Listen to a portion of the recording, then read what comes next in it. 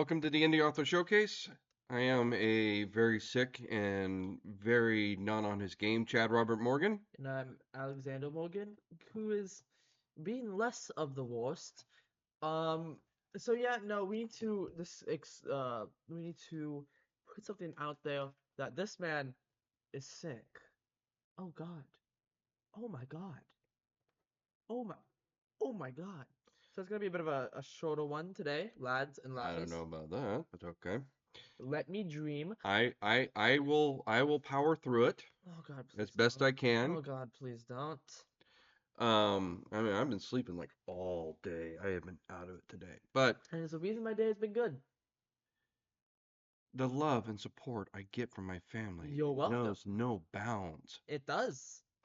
Well, actually, no, it does know some bounds. Apparently, Some very tiny bounds. some huge freaking bounds, like the Great Wall of China bounds. I thought you meant like bounds, like I can only go this. So, oh yeah, in that case, yes. Then very, if you mean like a wall, then yes, very high bounds. I don't succeed because of my family. I succeed in spite of them. Aw, I don't succeed in a strong word. Anywho, Anywho, one thing I wanted to talk. First of all, we're 1 week away from Creep IE, oh my days. so there will be no podcast next week because we will be busy on the show floor at Creep IE setting up. Hopefully selling a lot of books and a lot of book-related merch. Oh yeah, that'd be so awesome. That would be a first. Sorry, I'm We negative. do decent. We made profit last time, barely. Joy. Um, so and Creep IE, that was Creep IE Aftermath. So Creep IE is supposed to be bigger. Oh, it's gonna be so good. So I'm hoping it's going to be a lot busier. And so use promo code Spectral with a K. With a K. Don't know why it's Spectral with a K, but that's what they gave us. But Because they hate us. use promo code Spectral with a K to get $5 off each ticket to get into Creep IE. Yeah. Find us at booth 521. We will have special Friday only deals, huge discounts on our 3D printed monsters and a few other surprises on Friday. So Right. catch us there on that first day. Mhm. After that, we are scheduled for WonderCon, and we just got into halfway to Wait. Halloween Festival. Wait. We have a schedule? We do have a I schedule. thought we winged it. No, no, no, no. We got to plan this stuff like months in advance. Oh, I'm learning new things here. Speaking of which, Oh, I got a little bit of an update on San Diego Comic-Con. Yeah? So the plan was this year we were going to skip San Diego Comic-Con, right? You say that like that's changing. No, it's not changing, but here's where it might change. So last year we didn't take the booth and went to our friend Scott Campbell, Yeah. right? Um, Robert S. Campbell, if you're nasty. Oh, Um, that's nasty. yeah. Stop being nasty. He actually had a very good show down there. How good? Well, he had the one book and he sold like 150 copies. Oh, So, that's so jolly. That's so jolly. when I did San Diego Comic Con, I went down there with the first time was like 3 books, and between the 3 of them, I almost sold 100. So You almost sold 100? almost, it was like 93, 97, something I'm like that. so impressed. It's more than I expected us to sell. Doing 100 copies of a book at a convention is doing good. That is from everybody I've talked to. If you're doing 100, you're doing good. Yeah, that's good.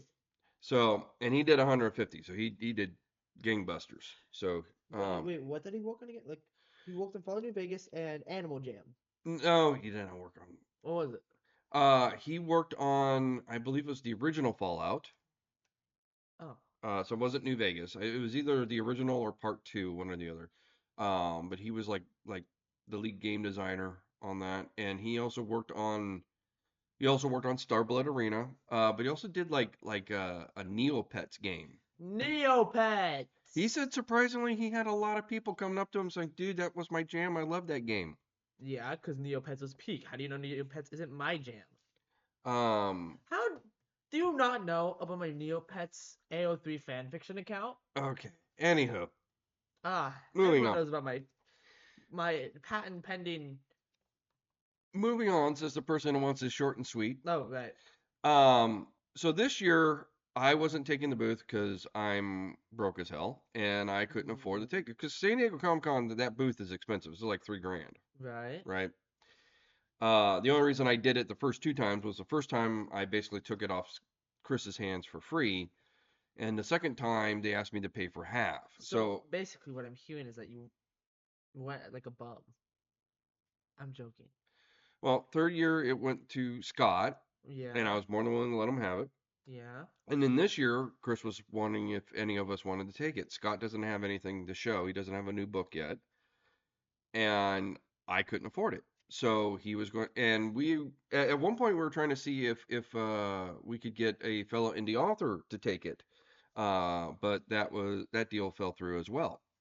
So we couldn't offload the booth, and so he decided that he was just going to have to let it go, and that was going to be the end of San Diego Comic Con.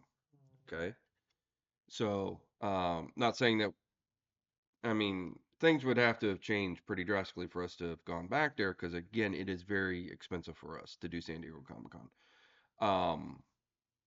But it was always nice to have that option. Well, that option was closing. But then something changed, What changed? the Altadena fire.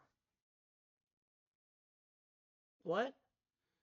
So, sad to say, Chris's house that he was moving into, he got married, he bought a new house, they were moving their stuff in, they were getting ready to move into their brand new house, and it burned down in one of the wildfires. I'm assuming it's the Altadena one, but um, it burned down in one of the fires that is currently ransacking California right now, especially in the northern LA County area. Right. Okay. Because his house burned down, and because he has a long history with San Diego Comic Con, um, they are going to basically give him an extension. So um, next year, if he still wants it, he can have his booth back. Oh. So, um, which is again, first of all, kudos to San Diego Comic Con for stepping up and supporting those who have suffered during these wildfires. I mean, they didn't have to do that. There's Yeah, but I feel like that's something that. I mean, it's great that they did that. I mean, it's not like there's anything in a contract forcing them to do that or anything like that. But this was a really stand-up thing for them to do. Right. Um, so kudos for that. Chances are next year it's probably going to go back to Scott, Right. because he's planning on having his book. He's planning on having his book finished for next year. He's on that grind. I don't think he started, to be honest. But you know him; he wrote that book in like something like what, like 3 hours or something. It was like incredibly short. No, like It was a ridiculously condensed schedule. yeah. I still don't think he's gotten the audiobook done at this point, but that's all right. Um, Well, he's stocked up on woke. I kind of get it. well, yeah, no, he's very busy at work. That much is true. Um, See, look at me being so understanding. yeah, no, I'm not saying You hate him. I do not. You hate your friends. I do not. Yes, how They dare wouldn't you? be my friends if I hated them. That's not how that works. Uh, So, anyhow, speaking of supposedly hating my friends, you know what I just did for them? what? So this was something I wanted to do for a while. Chris Williams, as we were mentioning, has helped me with the book covers of two of my books so far. It is helping me on my next one, which is also a story. I'll tell you that in a minute. And he helped Scott on his book. So he's done 3 book covers and working on a fourth so far between the two of us. So this was something I wanted to do for a while, but I never had the cash. It was I wanted to have the book covers printed out on canvas so he can hang it up on the wall, right? That, and so long story short, I had a little bit of cash. A little bit of A cash. little bit of cash. Not a lot. I paid off a couple bills and then I had a little bit left over. I'm like, you know what? I've been talking about doing this for a while. It's not that expensive to do. It's only $55,000. Nah, it came out to be like about 165 total Joyous. with shipping and everything. Um, so yeah, I mean, but I had a few bucks, so I finally ordered all 3 of the book covers both mine and Scott's, Right. to have it sent to Chris. Joy. So, and so now he's got artwork to set up in his brand new house once he actually gets a brand new house, once his house is rebuilt or whatever they're going to do. Yeah, whenever his house is not ash. Yeah. Yeah. So, so that's what we did for our good friend. Now, I mentioned last week about he's supposed to be doing the cover, and I didn't want to badger him because he's got issues he's dealing with, right? Yeah. You know, his house is ashes. It's kind of an Yeah, issue. kind of an issue last time I checked. Yeah. So I didn't want to badger him, but Who would? we're coming up to the con, and I needed at least the title art so I can put it on the bookmark and say coming soon and everything like that, so I can plug the new book. You know, the new book I wanted to be ready by Creep IE. It's not going to be ready by Creep IE, but I could at least plug it and say it's on the way. All right, it's going through its final edits, Yeah. and I'm also working on the audiobook as I edit it. Yeah. I haven't worked on it this week because I feel like crap, but that's neither here nor there. So I was like, look, I hate to bring it up. If you're not in the mindset to do it, I understand. I just need to know, and I'll try to whip something up myself, even if it's just placeholder. He's like, no, I'll do it. I'll do it. It'll keep my mind off the fires. I said, I need the distraction. I said, okay, cool, right? Yeah. So we went to Scott. We took the rough draft of the book, converted it with an AI narrator so he can listen to it. Mhm. um, with all the problems that comes with, but that's all right. Um, but just so he had a quick and dirty version of the audiobook that he can listen to. Mhm.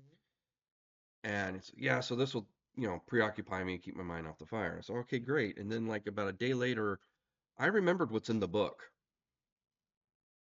As in? Well, you read it, right? Oh, right. Yeah. Yeah. So what happens around chapter 3 Mhm.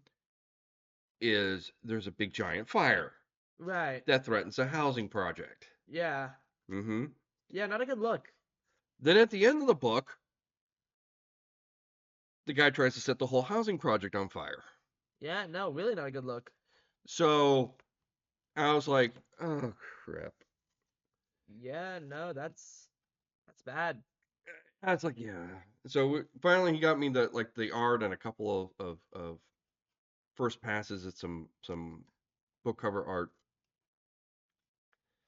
and I was like, okay, well, I got the title art. That's what I'm really reading right now, and here's some ideas for what we can do with the book cover. We got about another month or two before we need the book cover, so that's fine. No pressure there. And I was like, really sorry about that because I thought about it later. It's like, yeah, I'm trying to get my mind off the fire, and there's a big fire in the first couple chapters. Like, how far are you into the book? It's about halfway. It's like, oh, yeah, there's another one. Fuck. Yeah, no, I'd react that way too. If my house got set on fire and you basically hand me a book saying, ha ha, your house is on fire, ha ha ha, I'd be kind of pissed too. Yeah, so No, rightfully so. I'm pissed at you right now. How dare you do that to your good friend? How dare you? You hate him. You hate your friends. speaking of good friends, we got are you like trying to basically just read the book now because you didn't read it in time for the Pretty review? much. You did not finish the book? No, I did. I'm joking with you on this one. Uh-huh. I did read the book. Because the camera's watching you with your nose in the book face down this entire time. Yeah. You know you get negative comments on this on Opus Clip. You know this, right? What is Opus Clip? Okay. Segue. Very good. Ba-dum-bum. Thank you very much for setting me up. You're welcome. So what we do as a marketing tool is there's a program called Opus Clip, Opus Clip. right? Yeah. Seriously, put your phone down. I'm not on my phone. I can see it in the book. I am not I can see it on sitting in my the book. phone. Come on, that is like, 1950s like Okay. spy thing. Yeah. That ain't working, man. There. Trying to hide a Superman comic book in your textbook kind of thing. That's old Me, school. I would. That's old school. Uh, Okay. you got me. So what we do is we feed the podcast into a program called Opus Clip, right? And this is a really nice program. What it does is using the dreaded AI. It cuts up and formats the podcast into things that fit on like TikTok, Instagram Reels, that kind of thing. When you say it's, as the kids say, awesome sauce. Hmm. Oh my god, he's getting frisky up in here. And what the AI program does is it tries to find clips in the podcast that it thinks are going to be catchy, that it thinks is going to be viral, Oh my god. that kind of thing. I don't know how successful it is. We got one clip that just skyrocketed, had like something like 500 views for some reason. It was, That's skyrocketing for you? I think it was well, yeah, for a small podcast, we don't have a huge audience. I have more views. Uh-huh. Bite me. I see how well you're supporting me too. So, um, Hell, I have more likes than that. anywho, um, I think it was the one where you were calling me racist because I was not married to every Filipino woman in the world. Oh yeah, that's hilarious. Uh-huh. Well, it's So, not. Well, maybe you would get more results if you were funny, uh-huh. and maybe, I'm waiting for you to be funny. it's because they know that you're racist. Uh-huh. Yeah. You're just trying to get me canceled so you don't have to do the Or podcast maybe anymore. I'm trying to make another viral clip of you being racist, huh? Because the dog's walking. He's looking at me. He's looking at you. He knows you're racist. Anywho, He knows. anywho, The dog realized. anywho. Uh huh. So, Opus Clip, cuts it up. It reorganizes the images so it's like usually one's on top and the other, does the subtitles and everything like that, and One's and then it throws it up on many of the social medias. one is what? One is what? One is what? What are you asking me? Continue. See what I have to deal with? No, the joke was you said one is way bigger than the other, and I'm like, one is what? No, I said it puts like one of us under the other depending on who's Yeah. talking, so we fit on One is the TikTok way. That's odd. Anyways, ratio, yeah, the go, phone, go, go, the go. vertical. Okay. Do wish they added blue sky support, but that's another story. Um, but yeah, then I can set it on the schedule and I can schedule all the clips of when it's going to go where and everything like that, and it just does it all automatically. And so it's basically flooding the zone with little clips of the podcast, right? And it's meant to be a little advertisement. If you like this little clip, you think it's funny, check out the podcast, right? Problem is that some of these clips are so out of context, right? I've had a few and I'm like, I don't even know what the hell I'm watching. This makes absolutely no sense, but I'm going to keep watching it because it is hilarious or something like that, right? So, so I'm just doing a bit of an explainer for those who see one of our clips. Basically, the algorithm took a chunk from the podcast, slapped it on there because I thought that was a good clip. How good of a clip? Yeah, if it gets you talking about it, it can't be that bad. How good of a clip? Inform me of this, father. How good of a clip? Most of the time, it does pretty good. Once in a while, it doesn't understand what we're saying and it gives it some like really weird, like it published a clip and I usually catch them and edit them, but I missed this one. We were talking about, God, what were we talking about? What were we talking about? I don't know, but for some reason the clip thought we were talking about like my sister's sex life or something like that. What? Never mentioned it. I don't know where that came from. I mean, But the AI thought that's what we were talking about. last time I Or your sister's sex life or something. I don't know what the. What? It said it labeled it as something like that, and I'm like, okay, I should have caught that one, and You shut up. that one slipped through the cracks. It did. And the clip has nothing to do with that. If you watch the clip, this is nothing about either your sister or my sister. So I don't know what the hell. Why are we talking about sisters' sex lives? I don't know. Why are you creasing my book? Stop this chicanery. So anyway, but that's Opus Clip. If you're seeing, reels on Instagram or on TikTok and you're trying to figure out what the hell are you watching, it's a clip of the show. If you have any questions, Stop looking into my sister's sex life. check out the podcast. Oh yeah, that works too. Yeah. So we got a few announcements. Um, So coming May 1st, friend of the show, Scott Harper, has a new book coming out. Yeah.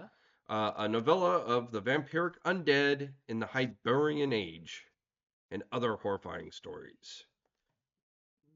That's kind of awesome. Blood Quest. Blood Quest. Yep, coming May 1st. Wow. I thought I had seen something about a book from our friend Todd Fonestock, but Oh. I went to go look for it, and his last book was published July 2nd of last year. That would be book 5 of the Eldros Legacy, Bane of Giants. So that, I think, is the last one he has printed. Oh. So I'm not sure where that, um, because I swear to God, I thought I saw it, but I looked it up, and the one it was talking about was published a couple of years ago. So his latest one was the um, end of the Eldros Legacy. End of the Eldros Legacy. Well, it's book 5 of 5, so unless he's planning on doing a book 6. Right. Um, I'm and looking. then in December, um, uh, Dicey Grinner published an erotic psycho horror anthology Oh. called Demented Dimension, Well, that sounds fun. Part 2, actually. Part 2? Part 2. Crazy that. See, now this is actually what I'm looking forward to. I would like to read something like this for the podcast, but I got to wait till you turn 18, so I got at least one more year. What? Well, I can't have you read something like this when you're underage. It's Oh, because it has sexy times it does in it. say it's erotic psycho horror and Oh, it has sexy times in it. that's what erotic means. Yes, thank you for There's catching up with sexy the times? conversation. I didn't know that. Yes, and I know you're a huge fan of the sexy times. Oh, how do you know I love sexy times? Yes. See, I love the sexy times. I want to read that book for the podcast, but I got to deal with you. Oh, you So. hate me. No, I just know that's not your thing, and I know that's not going to be a good review if only one of us is digging the context or digging the subject matter. No, that's real. So, I'm not a fan of sexy times. yeah, please put the phone away. Unless it's 50 Shades of Grey, of course. You don't read 50 Shades Oh, how'd you know that? I know you don't read 50 Shades How? of Grey. I know every book in your goddamn room. You have books you haven't opened yet. Really? Yes. What book am I reading?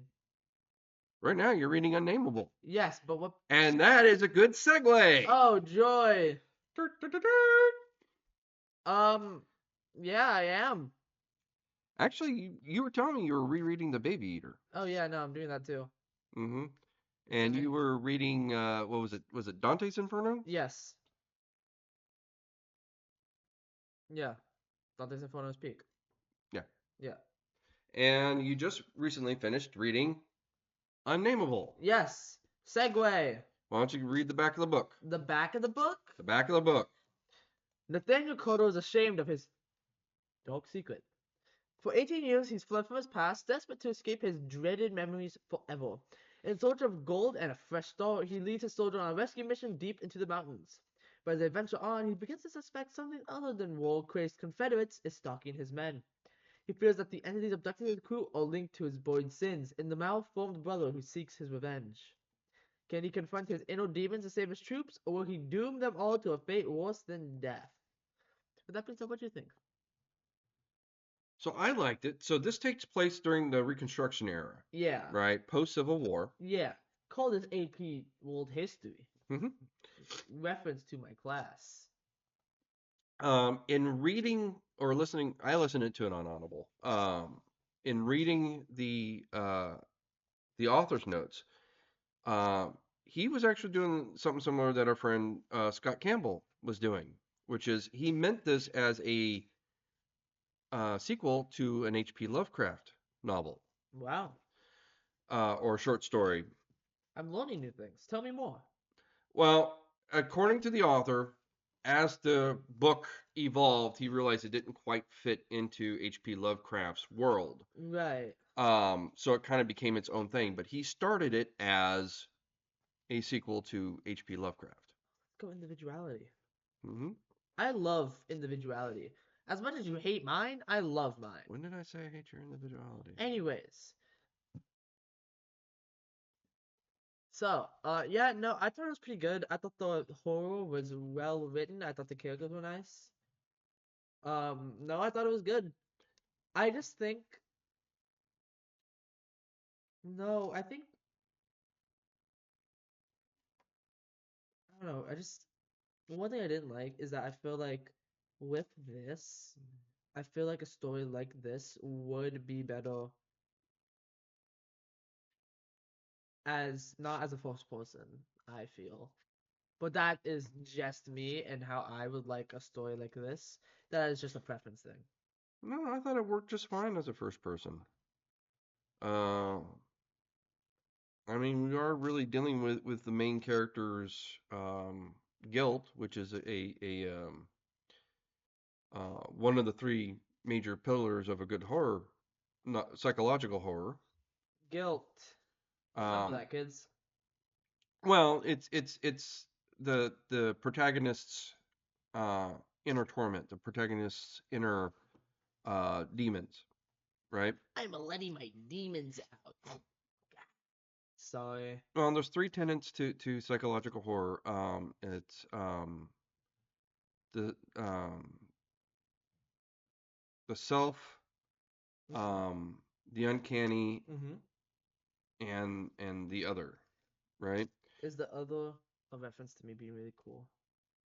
No. So,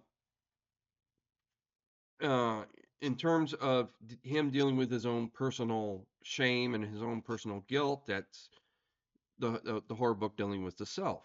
The misshapen um, creatures that are attacking him and his men would probably count as the other. That's something that is so alien as to be unrecognizable, right? That's a big thing of Lovecraft is having these big, huge alien things that are so undescribable. He actually doesn't describe them, right? He just kind of lets your imagination run free with that. It's like, oh, he saw something that was beyond his imagination and he went nuts, right? Then for the uncanny, you have his brother, which is a person born with very grotesque birth defect, right? And that's what the uncanny is something that it's supposed to be normal but isn't, Yeah. right? Like you have a street at night and one of the street lamps are flickering, the light bulb's going out. That's a sense of the uncanny. That gives you a sense of unease because that light should be on, and the fact that it's not working properly acts really weird. Um, uh, if you see somebody if you think about back to Tomie, Tome? Tomei, is it Tomei or Tomie? Tome. Um, I just Oh, actually, it's Tommy. Tomei, yeah. So like you saw pictures, like the one where she's taking pictures of Tomei, and in the pictures she's got like a second head coming out, Tome. right? Um, well, I just watched it on Crunchyroll, and I think they pronounced it Tomie. So I mean, I don't think the English pronunciation is really kind of rock solid on that. I think they keep changing their mind. But anyway, point being is that the one that they adapted on Netflix, she took pictures of her, and when they came out, she had this like really weird second head coming out or on the side. That's a sense of the uncanny because you expect her to look like this beautiful young woman, but then there's something off that throws everything off, right? That's different from like um, the other, which big giant spider monster thing or a kaiju or something like that. That's the other. That's something completely alien. So those are the three tenets of psychological horror, and this book hits all three of those notes.